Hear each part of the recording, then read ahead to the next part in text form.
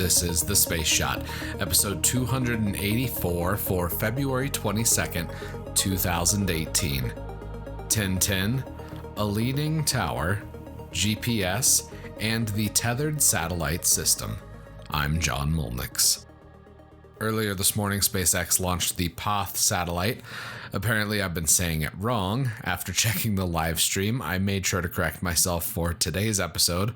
I have enough trouble with English at times, so apologies for completely butchering the name of this satellite. SpaceX also deployed the first two of their communications satellites today. Elon Musk tweeted that they are named Tintin A and B, and SpaceX will attempt a communications pass tomorrow when they pass over Los Angeles. He jokingly followed this tweet with, "Don't tell anyone, but the Wi-Fi password is Martians." Like I had mentioned yesterday, the National Space Council met for the second time. Jeff Faust with spacenews.com has a great rundown of the meeting, and I'm linking to it first in the show notes. I've got some history I want to cover today, so I'm leaving the policy discussion alone for the time being, but before I jump to the history, there's one other article that's worth checking out. Eric Berger with Ars Technica has an article on the mobile launcher system that's being constructed for the SLS.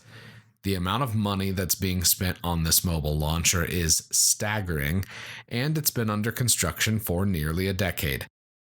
I don't want to start anything that could devolve quite quickly, as with most policy discussions, but the amount of money spent on this piece of hardware is absurd. Read his entire article to find out more.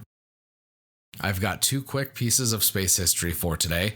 On February 22nd, 1978, the first GPS satellite was launched from Vandenberg Air Force Base. Navstar 1 was one of 11 GPS Block 1 satellites that were, quote, used to demonstrate the feasibility of the GPS system. If you've ever used Google Maps or, God forbid, Apple Maps if you're on an iPhone, you've used an app that's been made possible by GPS satellites. The GPS satellite constellation was originally created for the United States Department of Defense to provide navigation for American military forces around the world in any weather. Like so many pieces of technology, GPS has a dual use for both the military and civilian applications. Apps like Uber and Lyft rely on GPS. Fans of geocaching rely on these satellites, as do private pilots, anyone that wants to track pieces of equipment or shipping containers, or even parents that track the movement of their kids with modern smartphones. GPS is an incredible technology that's made our lives much easier. I can remember the days of printing off maps from MapQuest or using a paper map while on a road trip. I could still get places, it just wasn't as easy or seamless. The last piece of history for today is the launch of the shuttle Columbia on the STS-75 mission on February 22nd, 1996. This flight of Columbia is notable because the shuttle carried the Tethered satellite system, which was a joint American and Italian science experiment. A satellite was attached to the end of a 12.8-mile-long tether that was slowly released from the payload bay of the shuttle over the first few days of the flight. Sadly, the tether snapped right before it was fully deployed, and this sent the satellite speeding away from the shuttle. The NASA press release for STS-75 explains why tethers are so important to study in greater detail.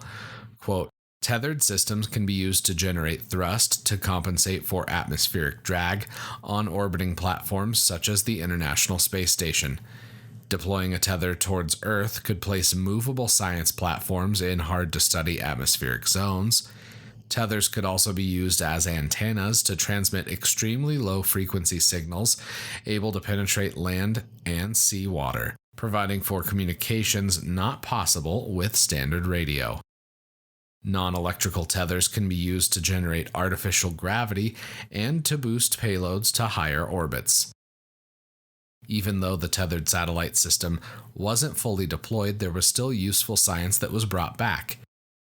On a personal note, I was looking through some of the photos from this mission, and they reminded me of how fascinated I was by the shuttle as a kid. I never got to see a shuttle launch in person, although I did get to see a space shuttle on one of the launch pads when I was a really little kid. I'm linking to these pictures on the Space Shot Facebook page, so be sure to check it out to see what I'm talking about. I'd really appreciate it if you could venture into the Apple Podcasts app or your podcast app of choice and leave a review for the Space Shot. If you could take just a minute of your time to leave a review, I would be incredibly grateful. To those of you that have already left reviews, I appreciate it.